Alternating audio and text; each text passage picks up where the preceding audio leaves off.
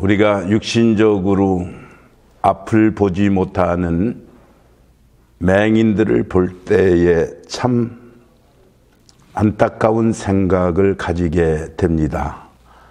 그러나 사실은 이 소경된 자들보다 더 답답한 것은 영적 소경으로 사는 사람들이 더 답답한 것입니다. 육신의 눈은 좀 어둡지만 찬란하게 인생을 산 사람들을 우리가 역사에서 적지 않게 보고 있는 것입니다. 작가로서, 가수로서, 연주가로서, 최근에 우리나라에는 국회의원으로서, 또 저의 교단 종교사학의 대학교에는 총장으로, 그 외에도 많은 사람들이 이렇게 앞을 보지 못하면서도 사람들에게 선을 베풀고 눈을 보게 하는 개안수술도 하고 큰 사업에 종사하는 사람들이 적지 않게 있다는 것을 우리는 보게 됩니다.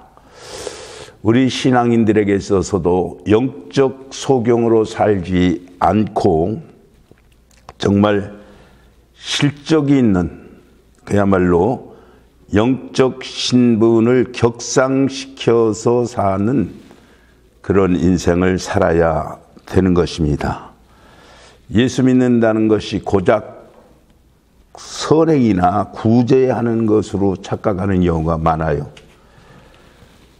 우리 사명은 도덕적 질서나 마음의 위로인 평안 정도로의 선을 넘어야 되는 것입니다. 실제적으로 우리 인간은 태어나서 그 한 사람만 고립시켜서 일평생을 마감한다 하더라도 아담 하와로부터 지어진 이 원죄가 그대로 지닌 채 우리가 이 세상을 떠나게 된다는 것, 그래서 이 원죄로부터 해방받는 것, 죄의 권세에서 해방시키는 것이 우리 신앙인의 의무이다라는 것도 우리는 알아야 됩니다. 우리의 사명은 사단의 세력에서 해방시키고 지옥의 세력에서 해방시키는 것이라는 것, 이것이 종교와 복음이 다르다는 것으로 우리가 설명해서 좀 독선적이라고 하는 우리는 사람들의 욕설을 듣기도 하지만은 이것은 사실인 것입니다. 종교와 복음은 천지 차이가 있어요. 종교 생활을 하게 되면은 끝에 가서 실패를 하게 됩니다. 오늘 본문에서 보면은 서기관과 바리새인들, 이 사람들은 종교적인 면에서, 그러니까 구약의 율법을 신봉하고 그런 면에서는 다른 사람보다 특출했지만은, 그러나 예수님께서는 저들을 책망하셨기 때문에 결국 실패자로서 저들은 생을 살게 된 것입니다. 그래서 종교인 치고 실패하진 않는 사람이 없습니다. 반드시 실패하는 것이기 때문에 이 복음은 섭섭하지만은 일반적 종교를 없애는 것이다 하는 말이에요. 이 복음화라고 하는 것은 하나님을 만나는 것입니다. 하나님의 자녀되는 축복을 받아야 되는 것이기 때문에 구원이라고 하는 것은 신분의 변경입니다.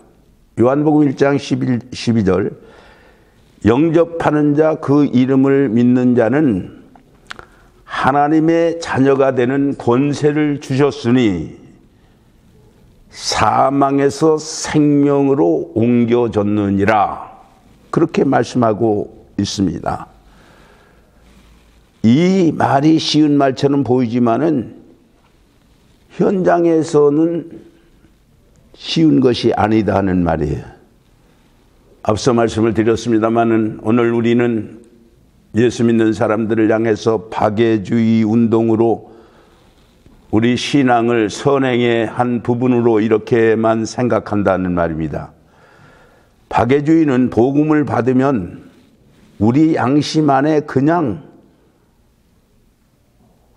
주의 운동으로 이제 머무르고 만다는 말이에요.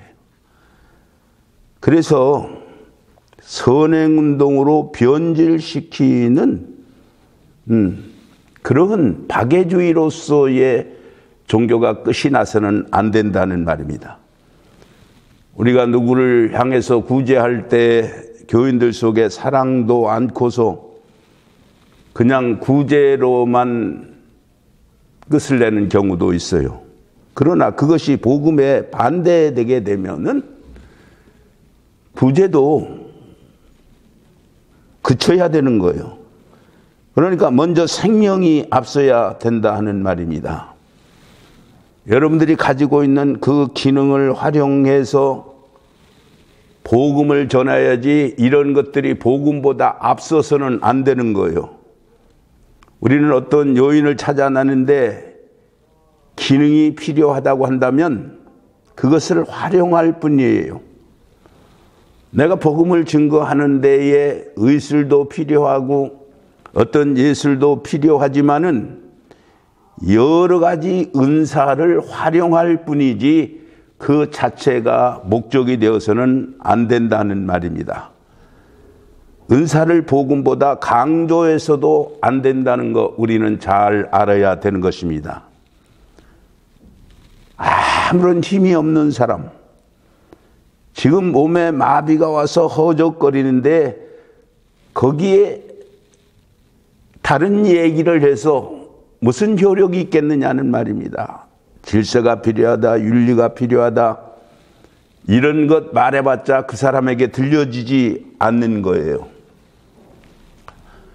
줄을 던져주어도 그 줄을 잡을 수 있는 힘조차 빠져버린 그 사람에게는 뛰어내려가서 건져 올릴 수밖에 없다는 말입니다. 인생이 돌이킬 수 없는 문제에 빠져 있다는 것입니다. 그런데 누구를 통해서 온전케 할 수 있느냐?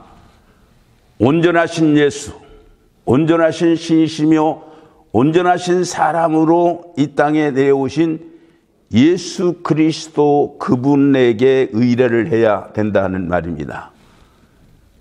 그렇다고 해서 윤리생활을 무시하는 것은 아니에요. 저와 여러분은 연약하기 때문에 예수 그리스도와 함께 동행하지 않고서는 우리가 이 험난한 세상에서 내 힘과 내 능력으로 사람들에게 자랑거리를 만들 수가 없다는 것을 우리는 알아야 됩니다. 우리가 구원받아서 하나님과 확실한 이런 영적 관계를 가지게 되면은 선행은 따라오게 되어 있는 것이에요. 구원받은 사람이 성령의 인도함 받게 되면은 이런 일들이 잘 되어지게 되었는데 오늘 본문의 내용은 뭡니까? 유대 전통에 대한 논쟁이 예수님과 지금 일어나고 있는 것입니다. 그 당시 유대교의 전통이 신앙의 본질과 너무 다르다 하는 것을 예수님이 책망하시고 있는 거예요. 그러면 과거에 책망한 그 책망이 과거에 머무르냐? 그렇지 않아요. 오늘 현실을 살아가고 있는 이 신앙인들에게 너무 적절하게 지금 지적하고 있다는 것을 우리는 생각해야 되는 것입니다.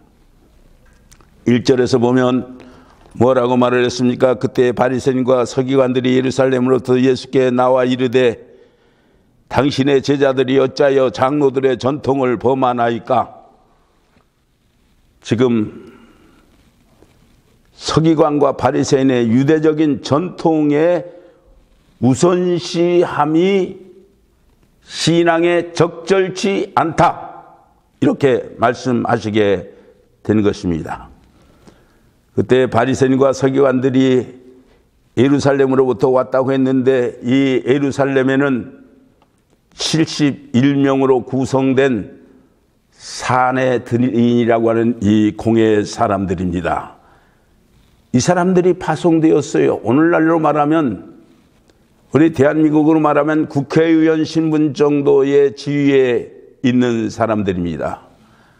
이들은 예수라는 사람이 와서 가르치는데 유대교의 전통을 무시한다는 소문이 자자해서 어떻게 하든지 이를 조사해서 처벌하려고 예수께 당도한 것입니다. 그래서 당신의 제자들이 어찌하여 장로들의 유전을 범하나이까? 2절에 그렇게 말하고 있는 거예요. 유전이라고 하는 말은 다른 말로 말하면 전통이고, 이 장로들이란 주로 납비들로서 지도급에 있는 나이가 많은 사람들로서 이 장로들의 유전을 미시나라고 하는 말로 사용을 하게 되었습니다. 그 당시 유대교에서는 구약 성경, 미시나, 탈무드를 경전으로 삼고 있었는데, 그 중에서 미시나라고 하는 것이 가장 실질적인 면에서 중요한 의미를 가져오게 되었습니다. 유대인들은 모세가 시내산에서 십계명을 받을 때 더불어서 거기에 입으로 전해진 말, 이 미시나가 있었다. 이것이 바로 장로들의 유전으로 지금 일컬어지고 있는 거예요. 그러나 실제로 하나님께서 구전으로 준 것은 아닙니다. 미시나의 내용 가운데는 안식일에 관한 제도, 안식일에 관한 여러 규례를 보게 되면은 무려 39가지나 규례로 나오고 있습니다. 본문에는 손을 씻는 결례식에 대해서 나오고 있는데, 떡 먹을 때 손을 씻지 아니하나이다. 우리가 요즘 코로나가 생겨가지고 손 씻는 거, 이거 얼굴 씻는 거, 이게 전적으로 씻지만은, 유대인들은 이 위생적 면에서 씻은 것이 아니라 종교의식적 면에서 손을 씻게 되었다는 말입니다. 그래서 이 유대교의 전통은 이 손 씻는 의식만 있는 것이 아니라 레위기 11장에 보면 먹을 수 있는 고기가 있고 먹지 못하는 고기가 있어요. 그래서 먹을 수 있는 짐승과 먹을 수 있는 짐승과 먹을 수 없는 짐승을 나누었는데, 부정한 것을 구별하는 법이 있습니다. 실제로 인간과 범죄와 관계된 것은 다 부정했어요.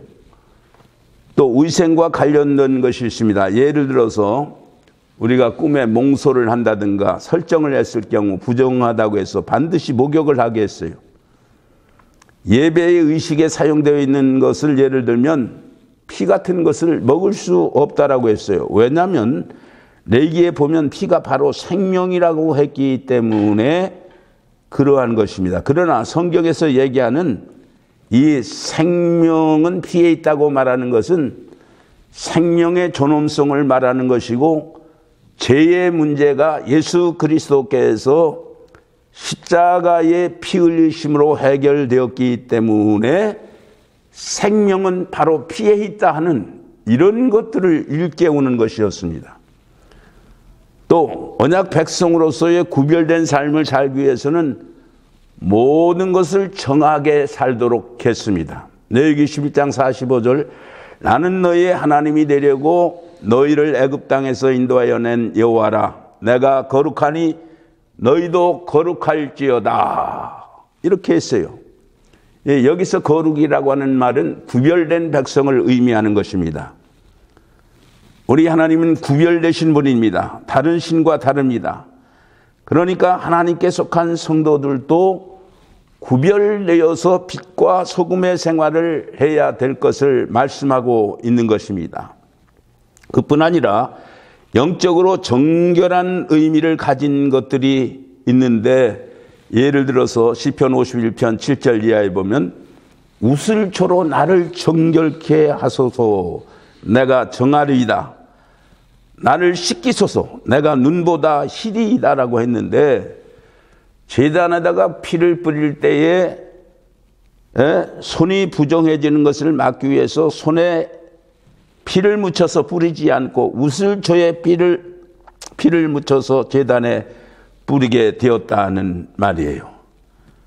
그래서 우슬초로 나를 정결케 하소서 하는 말은 바로 피와 연결된 말이에요. 앞서 말씀드린 대로 예수 그리스도의 보혈의 피로 우리가 정결케 된다는 것을 상징해 주고 있는 것입니다. 왜냐하면 우슬초에 피를 묻혀서 뿌리기 때문에 그것은 바로 예수 그리스도의 피의 모형을 우리에게 일깨워 주는 거예요.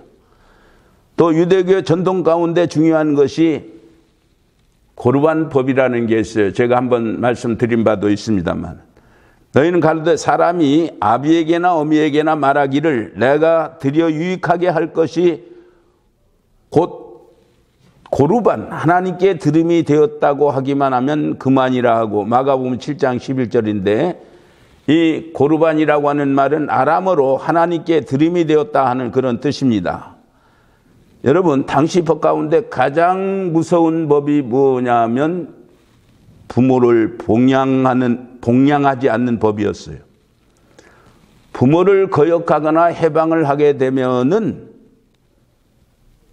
반드시 죽이는 이런 엄한 법이 저들에게 있었습니다. 그래서 부모를 경시하거나 마음 아프게 하지 않아야 된다는 것이 당대의 교훈이었는데, 그런 교훈을 따르다 보니까 당대에 부모가 싫은 사람도 있었어요.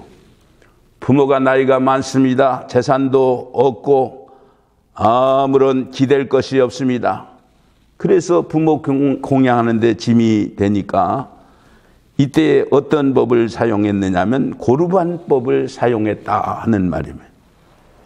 무슨 얘기냐면 부모를 공경하다가도 공경하지 못하게 되는 경우에는 하나님께 내가 모든 것을 다 고르반했다, 하나님께 바쳤습니다 하면 이 부모를 공양하지 않아도 처벌받지 않았다는 말입니다.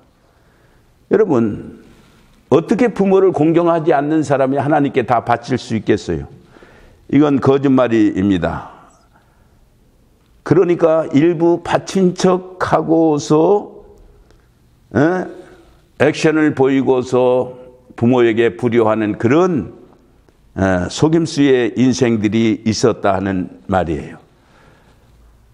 그것은 자기의 탐욕을 채우고 자기의 편리를 위해서 나쁜 짓 하는 불효하는 사람들의 모습이기도 했습니다. 그래서 우리 예수님은 이런 유대인의 예식을 지적하면서 고차원적 신앙의 인격을 가져야 된다는 것을 깨워주신 것입니다. 본문 6절에 보면 하나님의 말씀을 폐하는도다 이렇게 책망했습니다. 이 폐한다고 하는 말은 권리를 빼앗았다는 말입니다. 하나님의 말씀을 법을 바꾸어 버리게 된 것입니다. 완전히 대체시켜 버린 것입니다. 그래서 예수님은 바로 이들을 7절에 예식이라는 말을 사용하셨는데, 이 예식이라는 말은 배우라는 말의 뜻입니다. 배우처럼 시나리오에서 나오는 대로 웃기도 하고 자기의 감정대로가 아니라 감독이 지시하는 대로 움직이는 것을 말하는 거예요. 그런데 문제는 예식하는 자들이라고 하신 책망을 2000년 전에 하신 말씀으로 우리가 생각해서는 안 되고 오늘 저나 여러분들에게 주신 말씀으로 우리가 수용을 해야 된다는 말이에요. 그래서 우리 예수님께서는 뭐라고 말씀을 했느냐면 이 백성이 입술로는 나를 존경하되 마음은 내게서 멀도다. 이사야 29장 13절은 예수님이 인용하신 말씀 가운데 중요한 말씀입니다. 나를 헛되이 경배하는도다. 주님을 헛되이 경배하는 사람들이 되지 않아야 된다는 말이에요. 여기에 헛되이다라고 하는 말은 마텐이라는 말로 사용하는데 열매가 없다 하는 그런 말이에요. 이 열매가 없다는 말은 믿기는 믿지만은 전혀 신앙생활에 남에게 자랑이 될 만한 인격이 보이지 않는다는 말입니다. 우리 신자에게는 성령의 열매가 있어야 됩니다. 성령의 9가지 열매가 있어야 되는 거. 갈라디아서 5장 22절에 그런 열매를 우리는 맺어야 됩니다. 전도의 열매가 있어야 됩니다. 기도의 열매가 있어야 됩니다. 그런 거 하나 없이 신앙생활하는 것은 다 헛되이 경배하는 것뿐입니다. 또 그뿐만 아니라 오늘 11절에 입에 들어가는 것이 사람을 더럽게 하는 것이 아니라 입에서 나오는 것이 사람을 더럽게 하는 것이더라고 그렇게 말했어요. 여러분, 입에서 나오는 것은 무엇이고 입에서 들어가는 것은 뭡니까? 여기에 더럽게 한다는 말의 뜻은 코이노이라고 하는 말인데 그 말은 저속하게 한다, 품위를 떨어뜨린다. 여러분, 시민적, 서민적 음식을 먹는다고 해서 그것이 우리의 품위를 떨어뜨리는 것이 아니다는 말. 우리의 입에서 나오는 말이 그 사람의 품위를 떨어뜨리게 되는 것입니다. 그런데 유대인들은 입에 들어가는 것에 대해서 얼마나 논란을 많이 하는지 모릅니다. 무엇이 부정하고 무엇이 정결하고 따지지만은 예수님은 그런 것들이 종교생활과 상관이 없는 것이라고 책망하고 있는 것입니다. 마지막 세 번째로 신앙의 본질이 무엇인지를 분별하지 않으면 결국은 실패자가 된다 하는 말이에요. 오늘 본문이 뭡니까? 우리가 예수 믿어도 자칫 예식하는 자로 살기 쉽다는 것. 하나님의 말씀에다가 무엇을 자꾸 덧붙이면서 생각하는 것이 옳은 것이 아니다라는 것을 알아야 되겠습니다. 당시 유대인들은 하나님의 말씀보다는 종교법을 더 앞세웠습니다. 교회법을 앞세웠어요. 오늘날도 마찬가지예요. 어떤 사람들은 정말 하나님의 말씀대로 그렇게 살기도 하고 어떤 교단은 인간이 공연한 교회법을 만들어서 혼란시키기도 하는 것을 보게 됩니다. 이제 우리가 마지막으로 생각해야 될 것은 하나님이 원하시는 예배를 드리느냐, 인간이 형식적 예배를 드리느냐. 하나님이 구하시는 제사는 상한 심령이라고 했습니다. 우리 하나님은 깨어진 마음, 브로켄 스피릿, 그러니까 정말 우리 하나님 앞에 나아가려면 가슴을 치고 내가 죄인입니다 하고 나가서 하나님 앞에 엎드릴 때에 우리는 원죄적인 죄도 용서받고 우리가 스스로 지은 죄도 용서받고 예식자가 아니라 정말 하나님 앞에 인격적 인생을 사는 그런 신앙인으로서 사람들의 추앙을 받고 사람들을 하나님께로 돌아오게 한다는 진리를 마음에 담고 오늘도 좀 품위 있는 인생을 살아가기를 주의 이름으로 기원 드립니다. 감사합니다.